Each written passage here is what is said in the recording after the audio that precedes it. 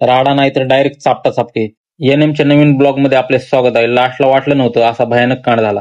तर आपण चाललो होतो आपल्या एका छोट्याशा कामासाठी. आयुष्य संपन पण ही ट्रॅफिक कधीच संपणार नाही. पुढे गेल्यावर दिसली ना काळ्या कचेची गाडी, टीसीएमसी मधल्या शेट लोकांची गाडी. वातावरण पण फुल तापलं होतं. असं वाटत होतं सूर्यदेव पण आपल्यावर नाराज झाला की काय. तरी आपण चहा प्यायचं सोडायचं नाही, कारण चहा म्हणजे आयुष्य आहे. आता तुम्ही म्हणता का? तर आयुष्यात आलेल्या एका व्यक्तीने सांगितलं होतं, तू चहा सारखा आहेस, सवय लागली की सुटत नाही. आणि तीच गेली सोडून. पण चहा अजून काय सुटला नाही रे बाबा. आम्ही पण निघालो तिथून. पुढे आल्यावर एकच नंबर लिहिलं होतं, प्रत्येक यशस्वी मुलाच्या मागे कष्ट करणारा बाप असतो. याचा अर्थ फक्त ज्यांना वडील नाहीत तेच समजू शकतात. आपण ज्या कामासाठी आलो होतो ते काम पण एक नंबर केलं होतं. ते बघून आपलं मन पण खुश झालं. तिथून पुढे निघाल्यानंतर आलो ना आपल्या लोकेशनला. हे लोकेशन बघून तर तुम्हाला सगळ्यांना माहितीच असेल, सांगायची काही गरज नाही. इकडे तिकडे फिरल्यानंतर गाडीला पण भूक लागली होती. चला म्हणलं गाडीला पण जेवण देऊ. त्यानंतर आपल्या घरापाशी आल्यावर वैभव सूर्यवंशी सारखा खेळायचा प्लॅन होता, पण म्हणलं आपल्याला नाही जमणार, कशाला हाड मोडून घ्यायचे.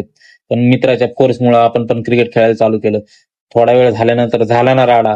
राडा नाही तर डायरेक्ट चापटा चापटे. थोडा वेळ दोघांच्या अंगातला माज उतरू दिला. त्यानंतर आपल्या भावनेत दोघांना चांगलाच तोडवला आणि जरा कानमंत्र दिला. तर भेटूया पुढच्या ब्लॉग मध्ये. आपला नवीन ब्लॉग बघायचा असेल तर आपल्यासाठी एक लाईक, कमेंट, शेअर करत जावा मित्रांनो. चला काळजी घ्या भावांनो. धन्यवाद.